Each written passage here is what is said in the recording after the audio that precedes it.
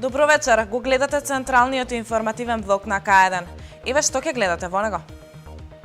Неготинчани имаа можност да го посетат штандот на проектот Македонија вработува 2 и да се информираат за поволностите кои ги нуди овој проект. Започнаа санациите на дупките на патниот правец Оморани Теово во општина Чашка. Општина Кавадарци собира предлози за ново име на плоштадот.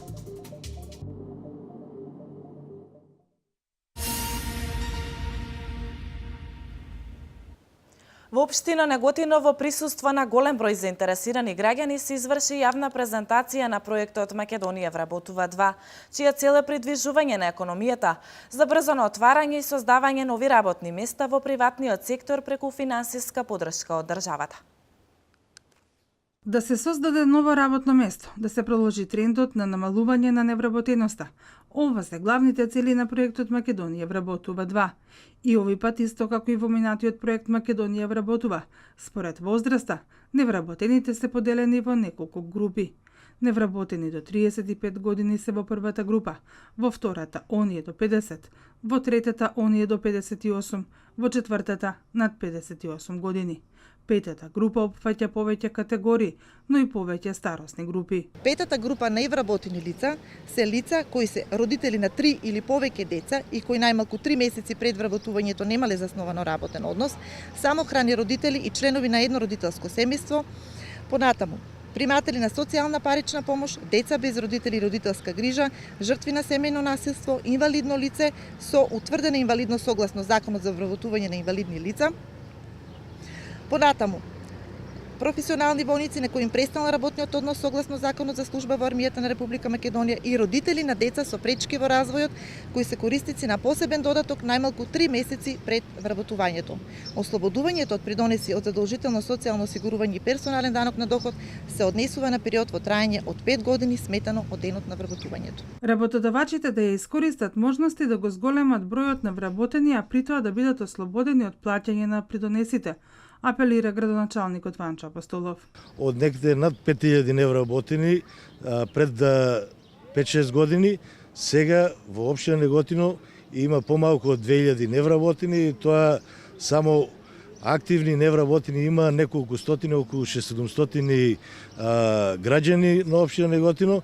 Сметам дека со овој проект, бидејќи бенефитите ги користат како стопанствениците, односно лицата кои вработуваат во своите компании по неколку лица. Знаеме дека во првиот проект Македонија вработува 1, вработени се над 150 лица од нашата општина. Сметаме дека и овој пат ќе се вработат една помасовна бројка и ќе ја надмине веќе таа бројка и сметам дека ќе дојде така голем допринос да бројот на невработени во нашата општина фактички остане на едно минимално ниво. Сите информации невработените, но и работодавачите, поврзани со проектот Македонија вработува 2, може да се добијат во Агенцијата за вработување во Неготино, но и во локалната самоуправа.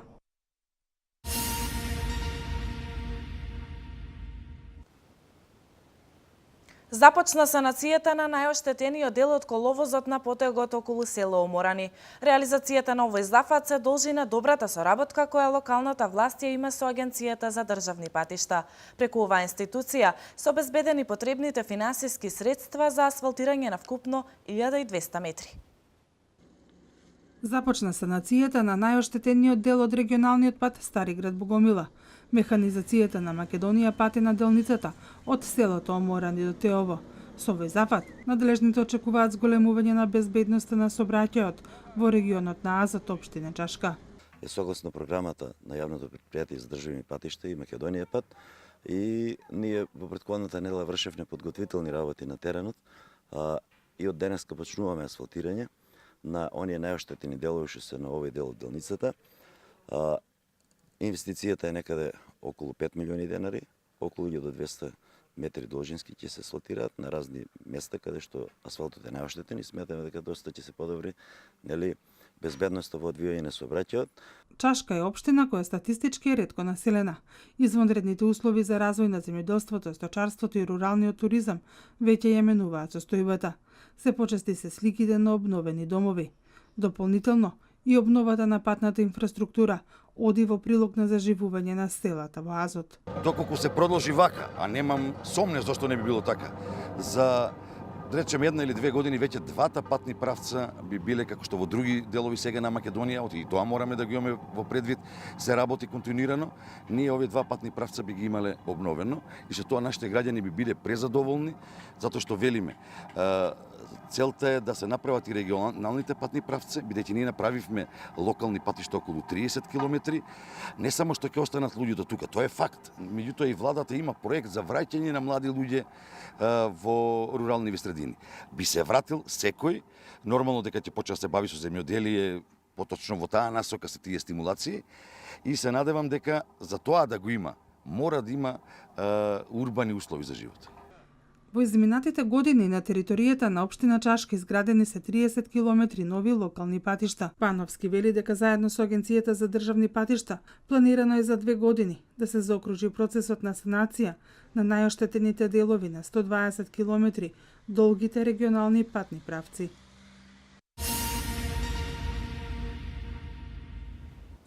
Земјоделците во Кавадарачко, поточно земјоделските површини кои се наоѓаат до системот за наводнување Макарија, денови веќе останат без вода.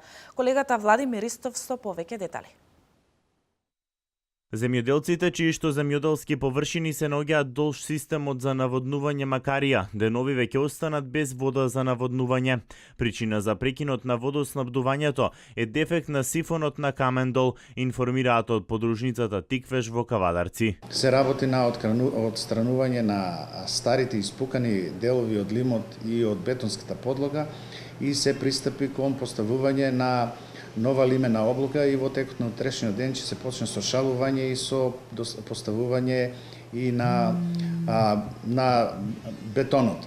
Од подружницата во Кавадарци се надеваат дека во текот на оваа недела ќе бидат завршени сите активности, за во сабота сите корисници да имаат редовно водоснабдување.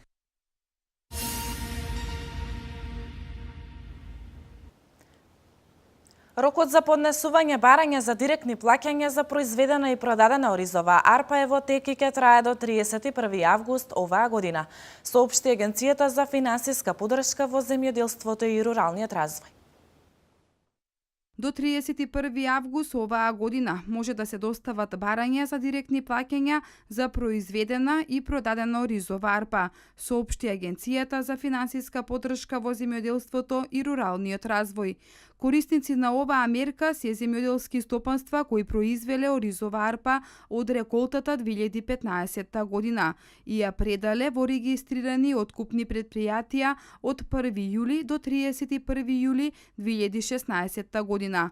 5 денари по килограм е висината на директните плаќања за пријавена површина со ориз до 2 хектара, 4 денари по килограм за пријавена површина со ориз од 2 до 10 хектари и 3 денари по килограм за пријавена површина со ориз над 10 хектари. Според агенцијата, при пресметка на финансиската поддршка се земаат предвид количините кои не надминуваат 5,5 тони по хектар. Земјоделците барањата можат да ги поднесат во подрачните единици на Министерството за земјоделство, шумарство и водостопанство со доставување потврда за предадена оризова арпа која ја издава откупното предпријатие.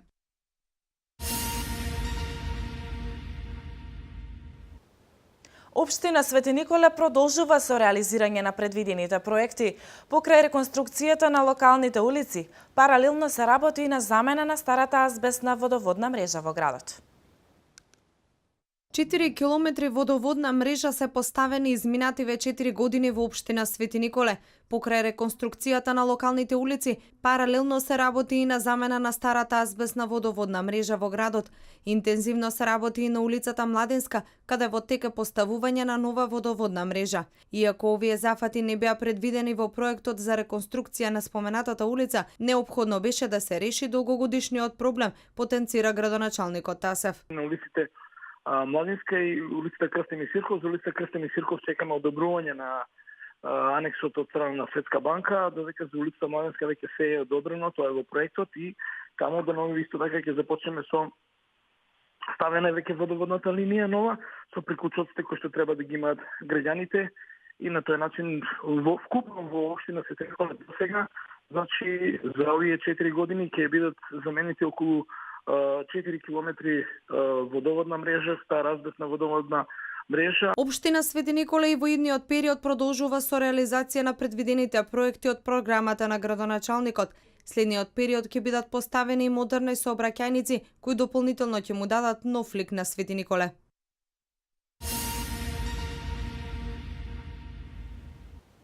Градоначалникот на општина Кавадарци Александар Панов објавува јавен повик за предлози за новото име на градскиот плоштад во Кавадарци. Еве што пишува во писмената изјава која пристигна во редакцијата на К1 телевизија.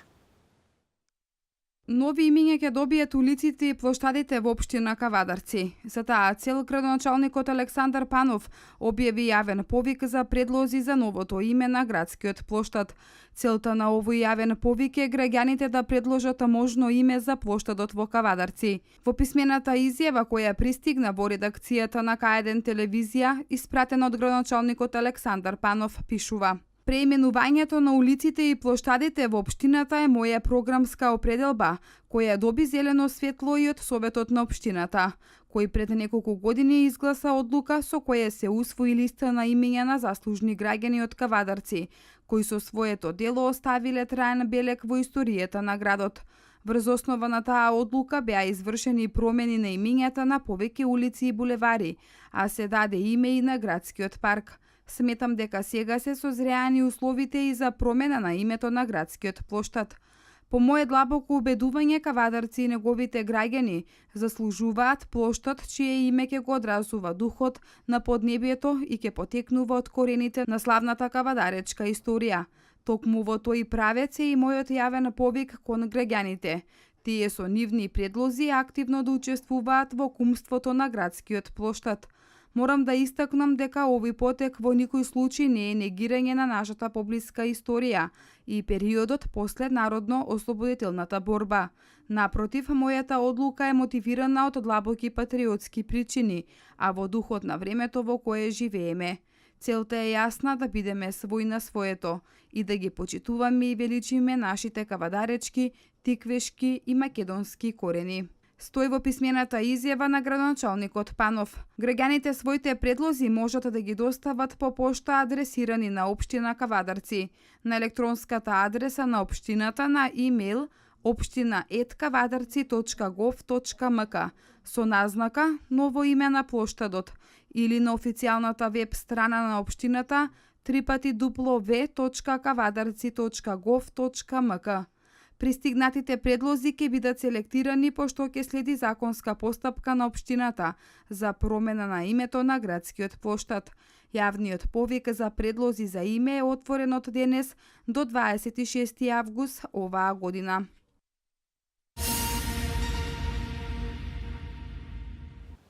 Две лица се тешко повредени во сообраќајна несреќа која утринава околу 7 часот и 30 минути се случила на магистралниот пат Прилеп-Градско. Деталите во прилогот на колешката Сања Левкова-Ангелова.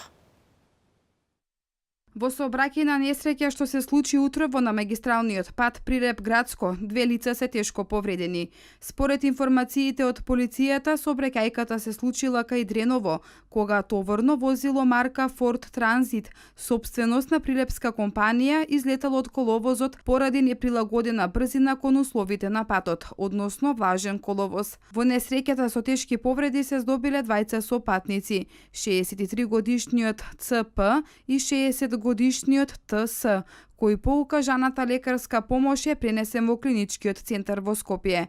Возачот со иницијали ЖР минал без повреди. На местото на несреќата извршен е полициски увид.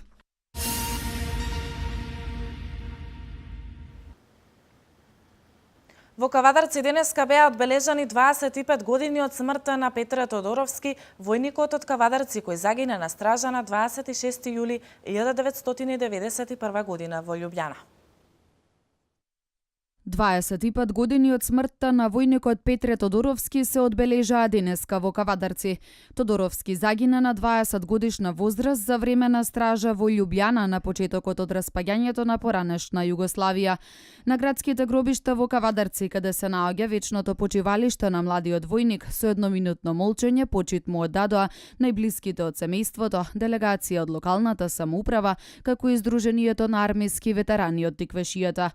Четврт век сме тука на местото каде што почива Петре,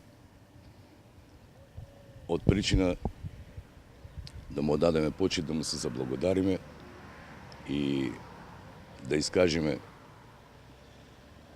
искрено сочувство до членовите на семејството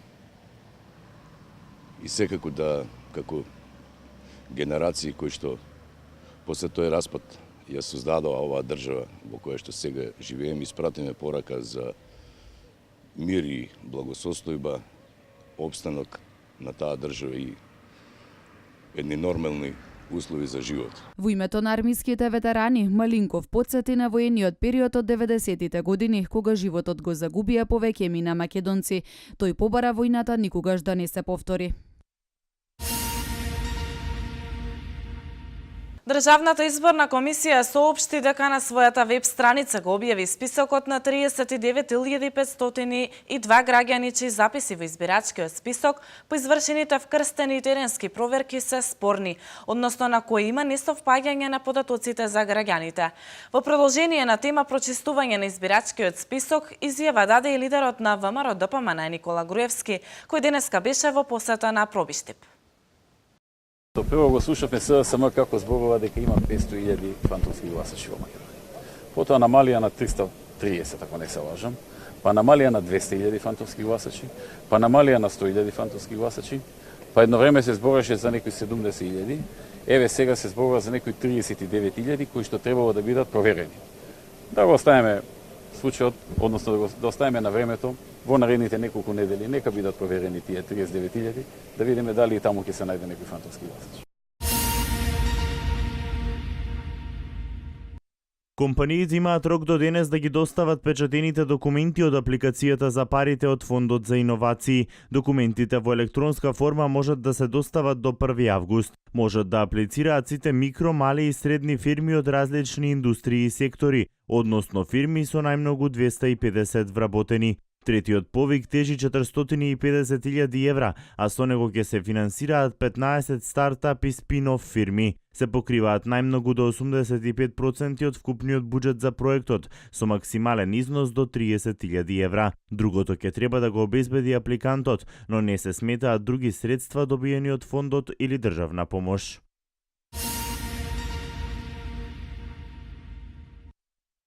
Скопје и Македонија се сеќаваат на катастрофалниот земјотрес кој се случи пред 53 години на 26 јули во 1963 година во 5:17 часот.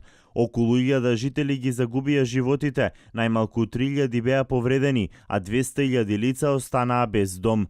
20 секунди потрес со јачина од 9 степени по Меркалиевата скала уништија над 15.000 станови, а оштетија над 25.000.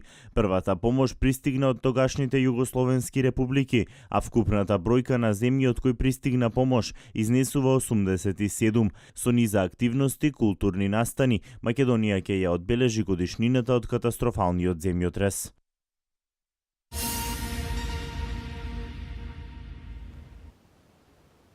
Најмалку 8 лица загинаа како последица од експлозија на 2 бомби во близина на аеродромот Аден Аде во Могадишу.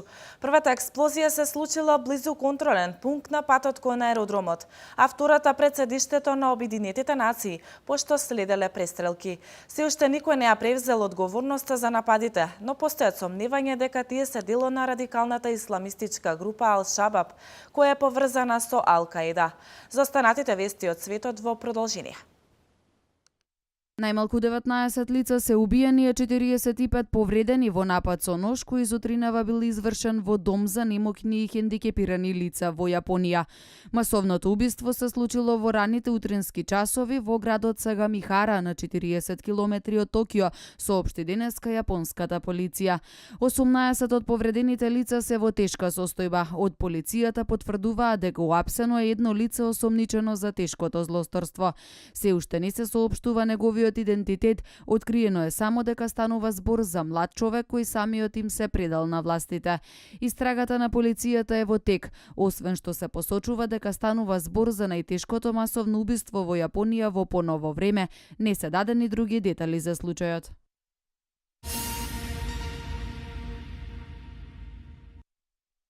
Тројца загинати и еден ранет е билансот од заложничката драма која започна утринава во Франција, кога двајца напаѓачи упаднаа во црква во близина на градот Руан во северниот дел на земјата. Како што јави телевизијата Франс 24 за време на акцијата на француските безбедносни сили за неутрализирање на двете вооружени лица, се убиени напаѓачите и еден свештеник, а му нанеле посериозни повреди уште на едно лице. Францускиот председател Франсуа Оланд, кој заедно со министерот за внатрешни работи Бернар Казнев го посети местото каде што се случи заложничката драма, тврди дека двајцата терористи биле припадници на групата Исламска држава, јавува МИА. За утре Оланд закажа средба со конференцијата на представниците на верските заедници од земјата.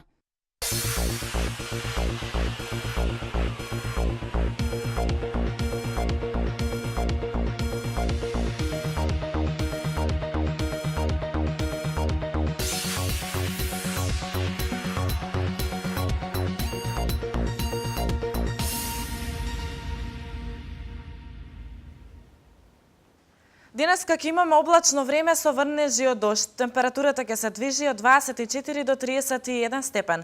Според информациите од УХМР, во наредните денови температурите постепено ќе бележат пораст. Со оваа информација го завршуваме дневникот. Имете пријатна вечер со програмата на КАЕДА.